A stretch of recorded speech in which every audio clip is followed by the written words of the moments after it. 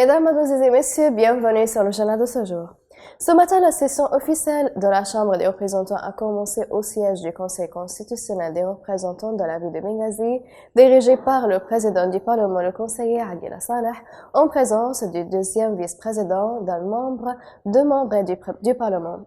La session discutera de l'ordre du jour du Conseil en plus de discuter des développements actuels dans le pays. Cette session a lieu à l'invitation de la présidence de la Chambre des représentants la semaine dernière. Le président du Parlement, le conseiller Adil Saleh, s'est réuni à Benghazi, une réunion élargie en présence du Conseil des ministres, du gouverneur, de la Banque centrale de la Libye et des maires des municipalités des régions du gouvernement libyen.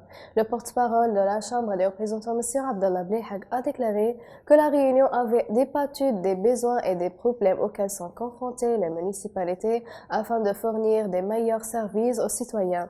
Blehag a déclaré que le chancelier avait été informé des exigences et des goulot d'étranglement des municipalités à discuter des solutions proposées pour eux, en plus de discuter de tous les obstacles et goulots d'étranglement afin de trouver des solutions qui conduisent à alléger la souffrance des citoyens, en particulier dans les dossiers liés à la rareté des ressources financières pour l'achèvement des travaux.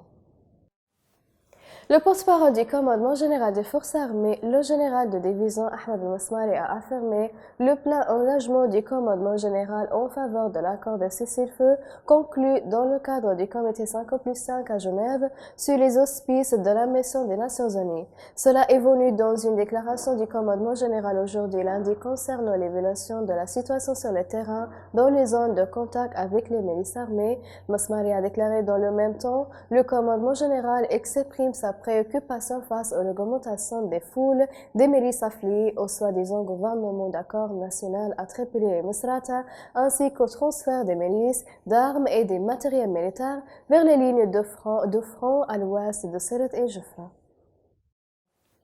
Le Premier ministre libyen, M. Abdallah Thani, a rencontré dans son bureau de Benghazi le président du conseil d'administration de la Haute Commission électorale nationale, M. Ahmed Saïh.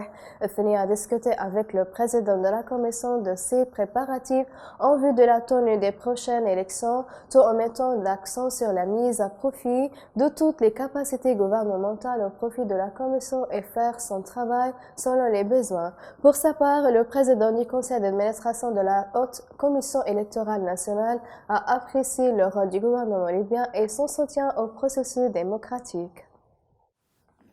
La Chambre de sécurité du Grand Benghazi a apporté un coup dévastateur aux trafiquants et promoteurs d'alcool et de drogue en affectant des descentes de leurs tanières par l'intermédiaire de la direction de la sécurité de Benghazi, représentée par le département des sources et des enquêtes criminelles, avec le soutien du général de division Tarek Ben Ziyad, la 106e brigade d'infanterie et la compagnie de police militaire de Benghazi selon le bureau d'information sur la sécurité de la direction de la sécurité de Benghazi. Ce raid a abouti à la saisie de nombreuses personnes recherchées par la justice, en plus d'un grand nombre de saisies d'alcool.